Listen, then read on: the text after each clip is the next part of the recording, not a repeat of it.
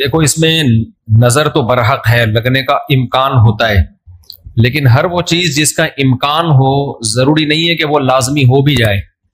امکانات کی دنیا تو بہت بڑی ہے نا، اس میں افراط اور تفریط ہے۔ کچھ لوگ تو ایسے ہیں جو نظر کے وجود ہی کو نہیں مانتے، وہ کہتے ہیں نظر سرے سے لگتی ہی نہیں ہے، اور کچھ لوگ کہتے ہیں ایسے ہیں کہ اس میں بہت مبالغہ کرتے ہیں، ان کو ہر وقت لگ رہی ہوتی ہے ان کے رائے کے مطابق کہ اس کو لگ گئی، اس کو لگ گئی، اس کو لگ گئی، یہی چلتا رہتا ہے پروگرام۔ تو نہ اس میں وہمی بننے کی ضرورت ہے اور نہ نظر کا انکار کرنا جائز ہے ہمارے لیے۔ جو لوگ نظر کا انکار کرتے ہیں نا، وہ ہیں سیکولر لوگ، لبرل لوگ، جو شریعت کو نہیں مانتے۔ وہ کہتے ہیں اس کی کیا دلیل ہے؟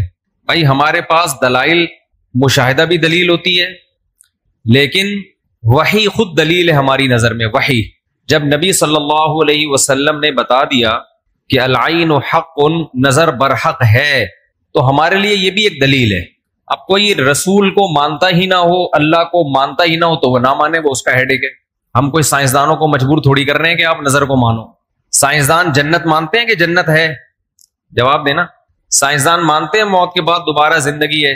یہ سائنس کا ٹاپک ہی نہیں ہے بھائی، سائنس یہاں تک پہنچی نہیں ہے۔ تو نظر تو برحق ہے، کوئی بھی اچھی چیز ہو، کوئی بھی بہت ہو، تو اس میں چانس ہوتا ہے کہ نظر لگ جائے۔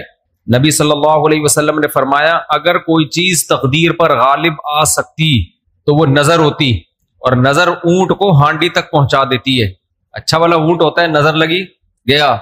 آپ نے دیکھا ہوگا بڑے بڑے اونچے کٹے بیل لوگ لے کر آتے ہیں بقرعید کے دنوں میں، بعض دفعہ نظر لگتی ہے دھڑام سے گر جاتے ہیں، بعض دفعہ ویسے ہی گر جاتے ہیں غربت مہنگائی سے متاثر ہو کے، لیکن بعض دفعہ نظر بھی لگتی ہے۔ تو ہمارے پاس جو نظر کے برحق ہونے کی دلیل ہے وہ رسول اللہ صلی اللہ علیہ وسلم کا قول۔ اسی وجہ سے یعقوب علیہ السلام نے جب اپنے بیٹوں کو مصر بھیجا تو خوب لمبے خوبصورت بیٹے تھے، تعداد میں بھی زیادہ تھے، تو ان سے کیا فرمایا؟ لا تدخلوا من باب واحد وادخلوا من ابواب متفرقہ، اے میرے بیٹو ایک دروازے سے داخل نہ ہونا، متفرق دروازوں سے داخل ہونا، کیونکہ ایک ہی گیٹ سے جب جائیں گے نا، ایک باپ کے 11 بیٹے اتنے خوبصورت اور لمبے لمبے اور خوبصورت جوان، تو لوگ بولیں گے یار کیسا خوش قسمت باپ ہے جس کے 11 بیٹے ہیں۔ سمجھتے ہو کہ نہیں سمجھتے؟ آج کل تو فیملی پلاننگ نے نظر کا چانس ہی ختم کر دیا، 2 بچے ہوتے ہیں وہ بھی اچھے نہیں ہوتے۔ تو یہاں قرآن سے بھی ہمیں، حدیثوں سے بھی پتہ چلتا ہے کہ امکان ہے، لیکن ایک بات یاد رکھو، دنیا میں یہ بہت امپورٹنٹ بات ہے، کاش اس کو سمجھ جاؤ، یہ تجربوں کا نچوڑ ہے جو میں آپ کے سامنے پیش کر رہا ہوں۔ امکانات کی بیس پہ یقینی دعوے کرنا یہ تمام گمراہیوں کی بنیاد ہے۔ جادو کا بھی امکان ہوتا ہے، کسی پہ جادو ہو جائے، ہزاروں میں کسی ایک پہ، لیکن روحانی عامل کے پاس جب آپ جاؤ گے کہے گا آپ پہ بھی جادو، آپ پہ بھی جادو، آپ پہ بھی جادو، آپ پہ بھی جادو۔ جب آپ کرو گے نا کہ بھائی مجھ پہ جادو کیسے ہے، تو کہے گا کیا جادو برحق نہیں ہے؟ سمجھ میں آ رہی ہے بات؟ ڈاکٹر یہ بدماشی کبھی نہیں کرتا۔ آپ ڈاکٹر کے پاس جاؤ، آپ کے گردے میں پین ہو رہا ہے، وہ چیک کرے گا کہ گیس کا پین ہے یا پتھری کا پین ہے، کیونکہ ڈاکٹر اس کا علم ہے باقاعدہ۔ وہ کبھی یہ نہیں کہے گا کہ پتھری ہے بس تکا مار دیا، بھائی ڈاکٹر صاحب پتھری کا پین کیوں ہے؟ تو وہ جواب میں کیا گردوں میں پتھری ہوتی نہیں ہے کیا؟ آپ بولو گے ہوتی تو ہے، میرے ہے یا نہیں ہے، مجھے تو یہ تو بتاؤ۔ حالانکہ گردوں میں پتھری ہونے کا جتنا چانس ہے نا، جتنی پرسنٹیج 100 میں، جادو کی اس سے بھی کم ہے، ہزاروں میں کسی ایک پہ ہوتا ہے جادو۔ لیکن عاملوں کے پاس جب آپ جاؤ، یہاں الحمدللہ کچھ عامل ہیں جو میرے خلاف ایک فل پروپیگنڈا شروع کیا ہوا، اتنی خوشی ہوتی ہے مجھے، میں آپ کو بتا نہیں سکتا، جب عامل میرے خلاف بولتے ہیں اتنی خوشی ہوتی ہے، اور میں کہتا ہوں کمبختو تمہارے پاس جادو، چڑیل، جن، بھوت، تم میرے خلاف بولتے کیوں؟ نقصان پہنچا دو یار۔ تو اس سے ان کا کمزور ہونا اور ثابت ہو جاتا ہے کہ ان تلوں میں تیل نہیں ہے۔ خیر میں نظر کے موضوع کو مکمل کروں، کیونکہ روحانی عاملوں کی بات آتی ہے تو مجھے ان کے خلاف بولنے میں سا خون بڑھتا ہے، میرا ایک دم جوش میں آ جاتا ہوں، ایسا لگتا ہے کچھ نہیں بھی کھایا ہو پاور آ جاتی ہے باڈی میں۔ ان کے خلاف بولنے میں مزہ بہت آتا ہے، صرف مسجد کا تقدس ہے، باہر آؤ تو اس طرح نہیں بولوں گا، انگلش میں بھی گالیاں دوں گا، پنجابی میں بھی، اردو میں بھی۔ یہاں بڑے بڑے عامل ہیں جو بڑے پنپ رہے ہیں، اور ہمارے بڑے بڑے مولانا جا کے نا ان کو پروموٹ کر رہے ہیں، بے شرموں کو، ان بے غیرتوں کو۔ خیر فی الحال اتنی گالی کافی ہے۔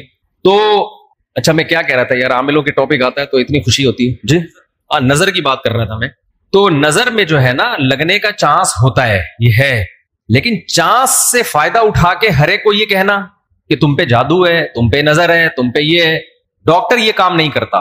شوگر کا چانس ہوتا ہے آپ کو کہ شوگر ہے، لیکن یہ تو نہیں کہ ڈاکٹر جب تک کمپلیٹلی تحقیق نہ کر لے، ڈاکٹر نہیں کہے گا تمہیں شوگر ہے، تمہارے گردوں میں پتھری ہے، تمہارے پیٹ میں یہ مسئلہ ہے۔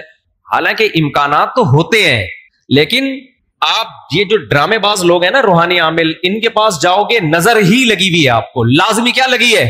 کیونکہ جب کسی کے پاس کوئی فن نہیں ہوتا، علم نہیں ہوتا، تو وہ سب کچھ جانتا ہے۔ پھر سمجھ رہے، ڈاکٹر کے پاس علم ہوتا ہے کڈنی کا، لہذا تحقیق کرے گا، 100 میں 2 کو کہہ دے گا تیرے گردے خراب ہیں۔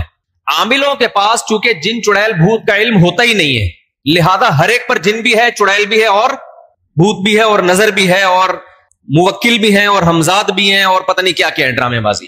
سمجھتے ہو؟ جب ان کو بولو کہ کیا دلیل ہے، تو بھائی امکانات کی دنیا میں امکان کہ فلانے پہ لگ گئی تھی، فلاں پہ لگ گئی تھی، تو خوب سمجھ لو امکانات کی بیس پہ یہ کہنا کہ ابھی دیکھو ایک مولانا صاحب کا کلپ آیا، انہوں نے کہا کہ نبی صلی اللہ علیہ وسلم نے فرمایا کہ ہر بیماری کی دوا اللہ نے رکھی ہے دنیا میں، یہ صحیح حدیث ہے۔ پھر انہوں نے ایک دوا بتائی کہ یہ شوگر کی بہترین دوا ہے۔ بھائی آپ ڈاکٹر ہو، آپ سائنٹسٹ ہو، کہہ رہے ہیں میں نے یہ کہیں سے نکالی ہے۔ ڈاکٹر کہہ رہے ہیں شوگر ایک اسٹیج پہ پہنچنے کے بعد لا علاج ہے، یہی کہتے ہیں نا ڈاکٹر۔